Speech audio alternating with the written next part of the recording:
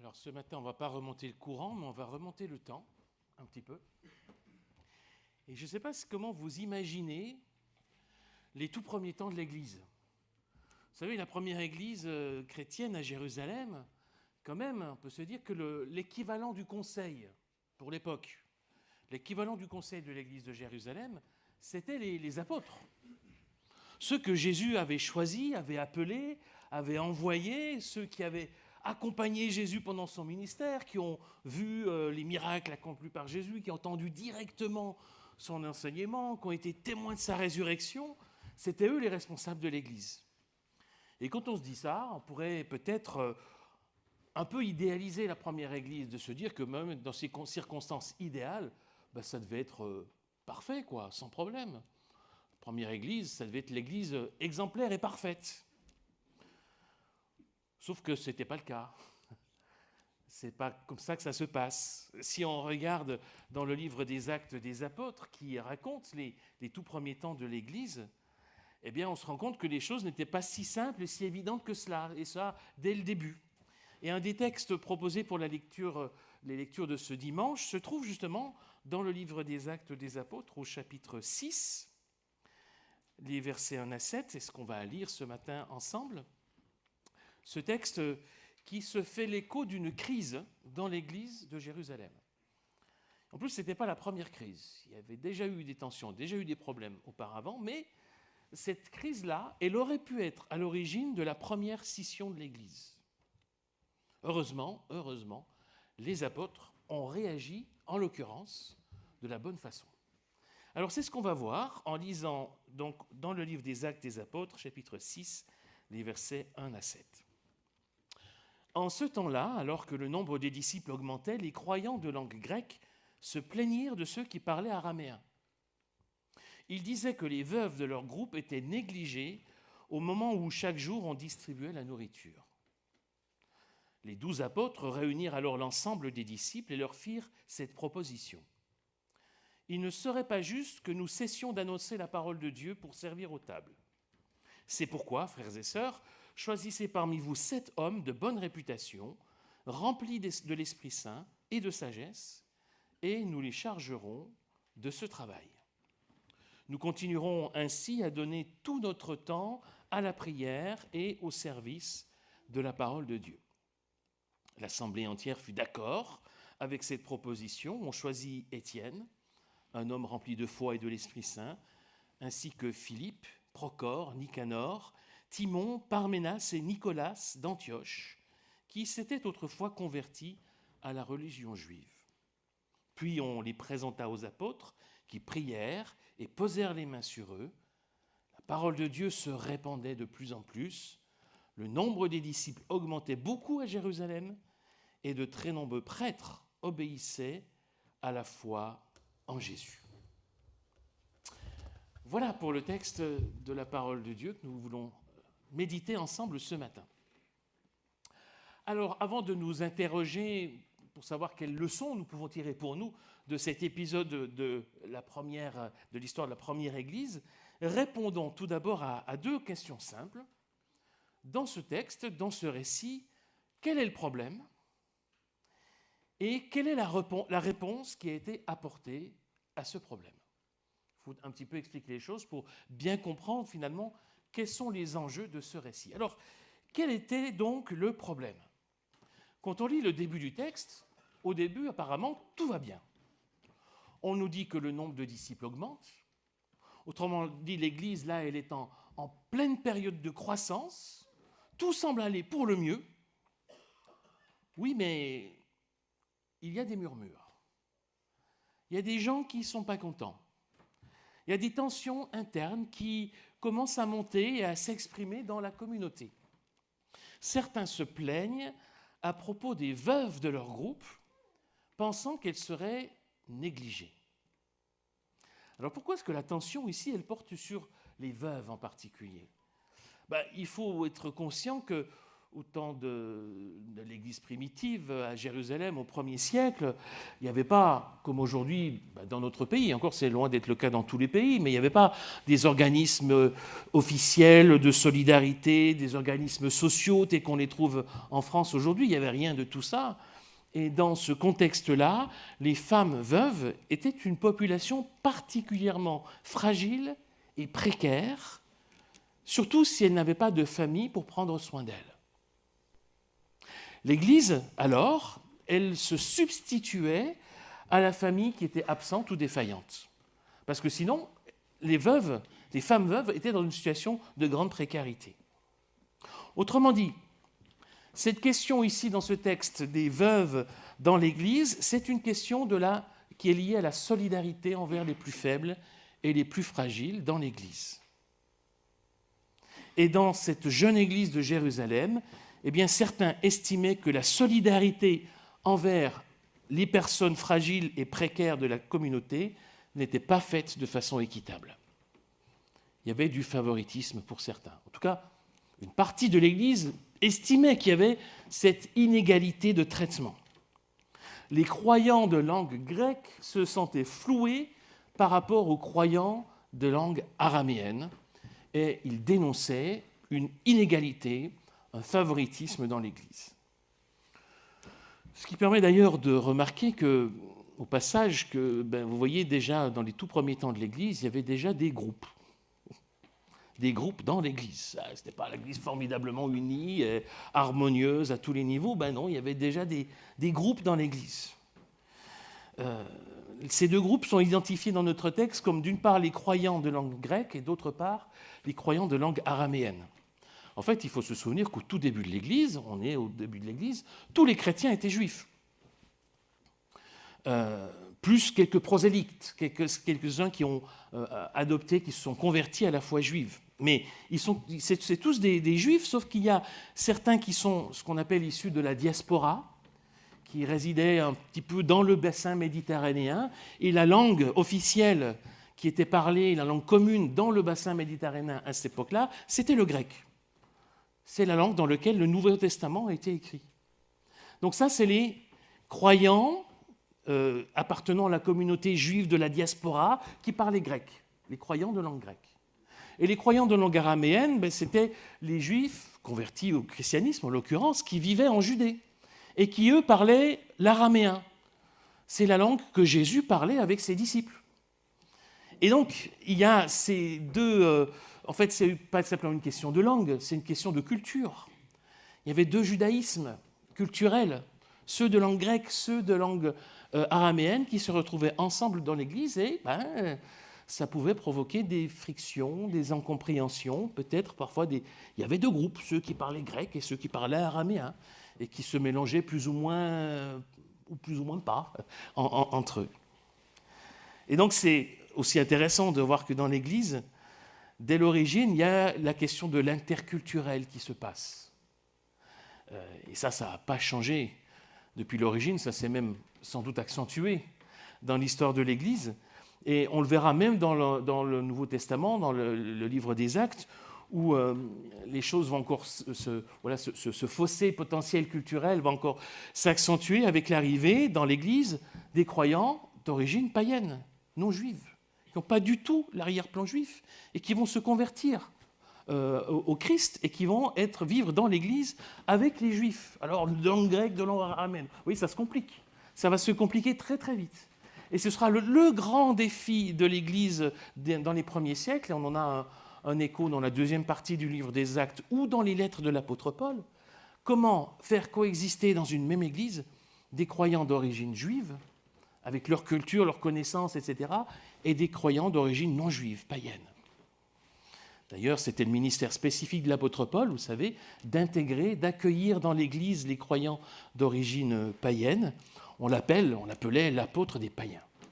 Donc vous voyez, c'est ça, tout ça, ce contexte-là explique pourquoi il y avait, ici, dans ce premier temps de l'Église, un problème, une tension, une incompréhension, des récriminations, disant qu'il y avait un favoritisme pour une certaine population à l'intérieur de l'Église. Ça, c'est le problème. Quelle a été la solution proposée par les apôtres ? Alors, c'est ce qu'on voit dans le texte, et c'est intéressant de noter, de souligner la réaction des apôtres. En fait, dans ce qu'ils disent, ils reconnaissent implicitement qu'ils sont débordés, qu'eux, ils n'arrivent plus à faire face à la situation. Ils reconnaissent que d'une certaine façon, dans l'état actuel des choses à l'époque, ils ne faisaient pas bien leur travail. Alors ils ont proposé de réorganiser les choses pour pouvoir répondre aux vrais besoins, et puis eux se concentrer sur le cœur de leur mission, qui était le service de la parole de Dieu. Mais je trouve ça déjà assez remarquable de souligner combien les apôtres, on l'a dit tout à l'heure, ce n'est pas n'importe qui les apôtres, hein, c'est ceux que Jésus a choisis, a appelés, a envoyés, eh bien ils ont une capacité remarquable à se remettre en question.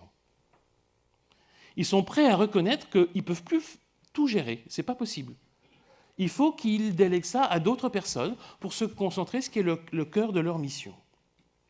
Et ils montrent l'exemple de bons responsables, qui ne sont pas ceux qui ont toujours raison et auxquels on doit une soumission aveugle, ce n'est pas ça les bons responsables, mais qui sont ceux qui savent reconnaître leurs limites, voire leurs erreurs, qui savent se remettre en question.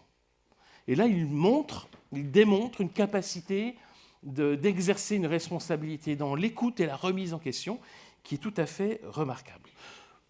Petite précision encore, il y a plein de choses dans ce texte, dans ce récit. Le texte ne précise pas si les plaintes étaient justifiées ou non.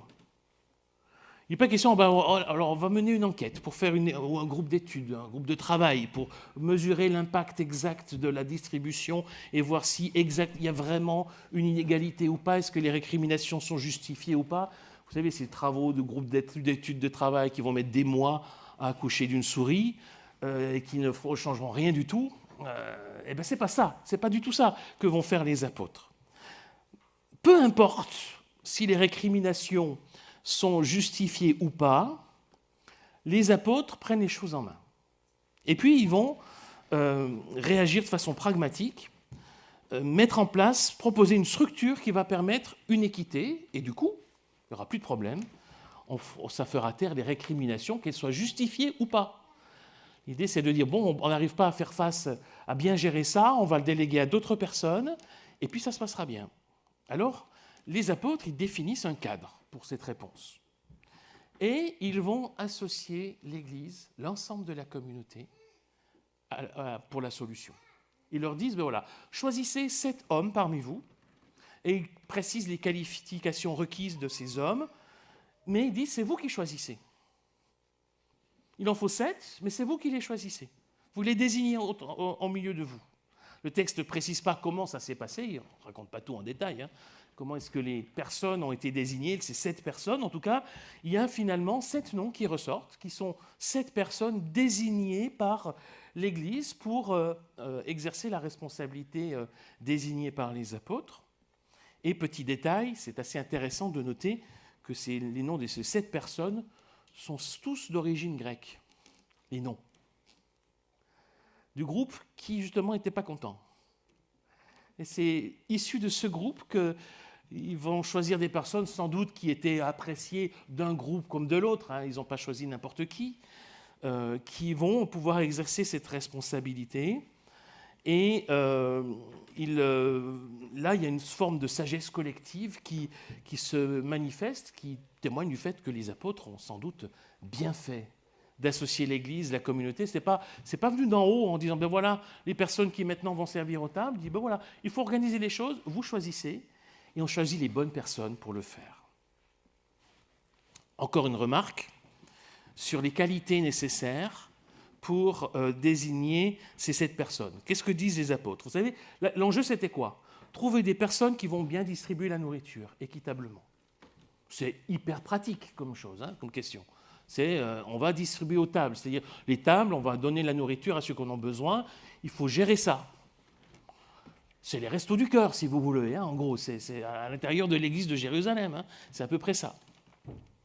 Eh bien, pour cette responsabilité concrète et pratique, les qualités requises sont très spirituelles. Vous allez choisir des hommes qui sont de bonne réputation, remplis de l'Esprit Saint et de sagesse. Voilà ce dont on a besoin.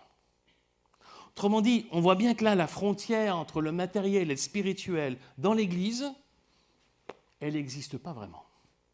En tout cas, elle est poreuse, cette frontière, entre ce qui est matériel et ce qui est spirituel. On ne peut pas dire dans l'Église, quel que soit, alors ça c'est spirituel, ça c'est matériel, et on sépare les deux. Mais non, les deux dimensions sont liées. On pourrait même dire que rien n'est plus spirituel que la gestion des biens matériels. C'est très spirituel, la gestion des biens matériels. C'est vrai pour l'Église, c'est vrai pour nous aussi. C'est vrai pour chacun d'entre nous.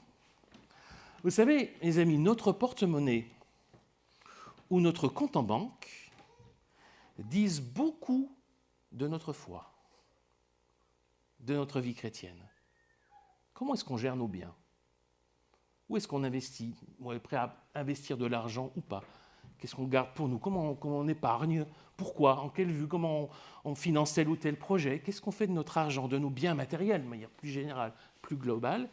Ça dit pas mal de choses, en réalité, sur les priorités de notre vie, sur ce qui compte pour nous, sur notre foi, notre vie chrétienne. Comme Jésus l'a dit, ton cœur sera toujours là où est ton trésor.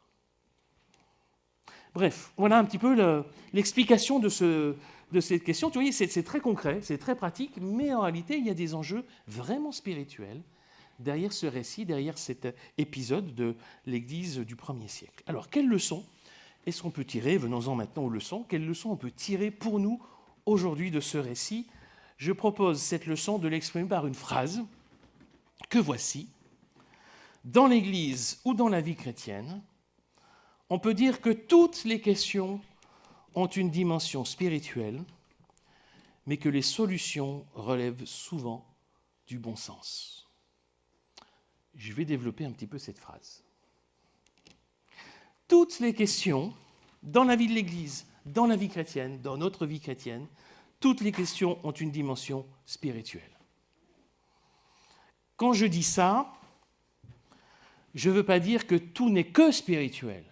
C'est pas ça. Il ne s'agit pas de tout spiritualiser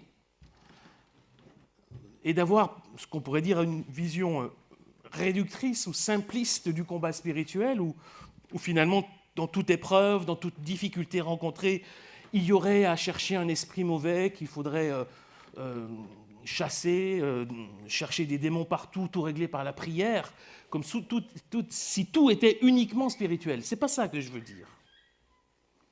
Il s'agit surtout de dire que la dimension spirituelle ne se limite pas à une partie seulement de la vie, qu'il s'agisse de la vie d'une église ou de la vie chrétienne. Comme s'il y avait des domaines, des moments, des lieux qui seraient spirituels et d'autres pas. Comment on ferait? Ça c'est spirituel, ça l'est pas. Ben non. En réalité, essayer de distinguer dans notre vie chrétienne ou dans notre vie d'église ce qui serait spirituel et qui mérite toute notre attention, ou puisqu'il ne l'est pas et qui est peut-être négligeable ou sans importance, c'est un faux problème, c'est une fausse question. C'est une fausse façon de voir les choses. Il y a des questions qui sont évidemment spirituelles, on le voit au premier regard, mais les autres questions pratiques concrètes ont aussi toujours une dimension spirituelle. Il faut toujours prendre en compte la dimension spirituelle de toutes les questions qui se posent à nous, dans quelque domaine que ce soit. On l'a déjà dit sur la gestion de nos biens, je l'ai dit tout à l'heure, c'est vrai. C'est une question très spirituelle qui relève de vrais enjeux spirituels. Mais c'est la même chose plus globalement, je ne sais pas moi, sur la gestion de notre temps. C'est très spirituel d'y réfléchir. Sur la gestion de nos relations, bah oui, c'est très spirituel d'y réfléchir aussi. Sur la question de nos loisirs et de nos hobbies. Et je ne parle même pas de nos projets personnels, professionnels ou familiaux. Tous ces domaines, tous les domaines de notre vie, aussi concrets et pratiques soient-ils, ont des résonances, au moins des résonances spirituelles, des questions véritablement spirituelles qui se posent. Et il s'agit donc, en ne faisant pas cette distinction, de prendre le temps, régulièrement, de temps en temps, c'est peut-être bon parfois de se poser, de s'arrêter et de se dire, mais je vais poser peut-être un œil critique sur ma vie et essayer d'y décerner où sont les enjeux spirituels dans ma vie, y compris dans ces questions très pratiques, très concrètes, du quotidien, de la gestion quotidienne de ma vie, eh bien, quels sont les vrais enjeux spirituels qui se cachent là derrière? Il y en a qui sont évidents, il y en a d'autres qui le sont moins, mais ce n'est pas parce qu'ils sont moins évidents qu'ils sont moins importants. Ils sont là. Il me semble que ce récit nous invite à voir les enjeux spirituels derrière toutes les questions qui se posent à nous, en tant qu'Église ou en tant que chrétiens, que chrétiennes, dans notre vie personnelle. L'autre affirmation de ma phrase de tout à l'heure, c'est de dire que les solutions relèvent souvent du bon sens. Alors quand je dis ça, dire que les solutions relèvent souvent du bon sens, c'est affirmer que tout dans la vie de l'Église ou dans la vie chrétienne ne se résout pas avec un coup de baguette magique. Et là, le coup de baguette magique, ce serait la prière, avec la formule magique, au nom de Jésus, à la place d'abracadabra. Non, au nom de Jésus, ce n'est pas l'abracadabra de la prière chrétienne. Tout ne se résout pas par une prière. Il y a des questions qui semblent très spirituelles, mais qui ne sont pas forcément pertinentes à se poser. Qu'est-ce que je dois faire? Quelle est la volonté de Dieu pour ma vie? Comme si on attendait dans tous les domaines de sa vie une révélation, une réponse toute cuite qui descend du ciel pour savoir ce qu'on a à faire. Comme si on n'avait pas à nous y réfléchir un petit peu. Comme si on n'avait pas à nous à utiliser un petit peu notre intelligence, notre sagesse pour discerner ce qui est juste, ce qui est bon. Vous savez, parfois, à être trop spirituels, les chrétiens perdent parfois leur bon sens. Toute solution ne vient pas d'une révélation à attendre d'en haut. Il me semble qu'elle vient même le plus souvent de l'exercice du bon sens, d'une réflexion éclairée, d'une sagesse qui est mise en œuvre. Et ne vous inquiétez pas, mes amis, si Dieu a un appel à vous adresser, parce que ça peut arriver, parfois Dieu nous appelle. Si Dieu a un appel à vous adresser, s'il a un message à vous faire parvenir, il trouvera la façon de le faire et que vous puissiez le comprendre. Ne vous inquiétez pas de ça. Si Dieu doit vous appeler, il vous appellera. En attendant, la plupart du temps, il nous invite à faire preuve de bon sens. Mais n'oublions pas que le Seigneur, qui certes peut nous appeler, est aussi déjà présent en nous par son Esprit. C'est quand même une des promesses fondamentales que Jésus a laissées à ses disciples. Je m'en vais, mais je vais vous envoyer le Consolateur, le Saint-Esprit, qui viendra habiter, qui vous rappellera mes paroles et qui, lui, va habiter en vous et vous transformer. Si le Seigneur nous donne son Saint-Esprit, c'est pour que nous puissions être éclairés par lui dans notre intelligence, dans notre sagesse, dans notre bon sens. L'apôtre Paul n'a pas dit autre chose quand il écrit aux Romains 12, verset 2, « Laissez Dieu vous transformer et vous donner une intelligence nouvelle. Vous discernerez alors ce qu'il veut, ce qui est bien, ce qui lui est agréable et ce qui est parfait. » C'est l'œuvre de l'Esprit en nous de nous transformer intérieurement et de nous rendre capables de réfléchir selon Dieu, d'avoir une intelligence, une sagesse, un bon sens éclairé par l'Esprit Saint. Un bon sens qui n'exclut pas la prière. Je ne suis pas en train de vous dire vous ne devez plus prier. Le pasteur nous a dit qu'il faut réfléchir, il n'y a plus besoin de prier. Non, je ne vous ai jamais dit ça. Ne me faites pas dire ce que je ne vous ai pas dit. Et je dirais même au contraire. Jacques, dans son épître, il dit « Si l'un de vous manque de sagesse, tant pis pour lui. » Non. Si l'un de vous manque de sagesse, qu'il la demande à Dieu, qu'il la lui donnera, car Dieu donne à tous généreusement et avec bienveillance. Oui, la prière a sa place dans cet exercice du bon sens, de l'intelligence, de la réflexion, parce qu'elle nous pose dans la dépendance de Dieu, elle demande à l'Esprit Saint de nous éclairer, de renouveler notre intelligence et notre sagesse, et nous en avons besoin. D'ailleurs, la sagesse était une des qualités requises pour les 7 à choisir dans l'église de Jérusalem pour servir aux tables. Et la sagesse biblique, elle se rapproche bien de ce qu'on appelle le bon sens. On pourrait presque le traduire de cette façon-là. C'est cette capacité à bien juger avec recul, paisiblement, et qui permet de prendre des décisions éclairées. C'est ça le bon sens. C'est une forme de sagesse. Et dans ce processus, la prière joue un rôle essentiel. Non pas pour obtenir des réponses toutes faites qui descendraient du ciel, mais pour orienter notre bon sens, notre intelligence, dans la bonne direction. Et là, on a besoin de la prière.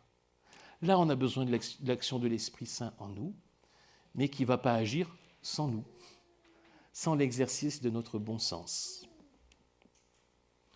Dans l'Église ou dans la vie chrétienne, je remis ma phrase de tout à l'heure, dans l'Église ou dans la vie chrétienne, on peut dire que toutes les questions ont une dimension spirituelle, mais que les solutions relèvent souvent du bon sens.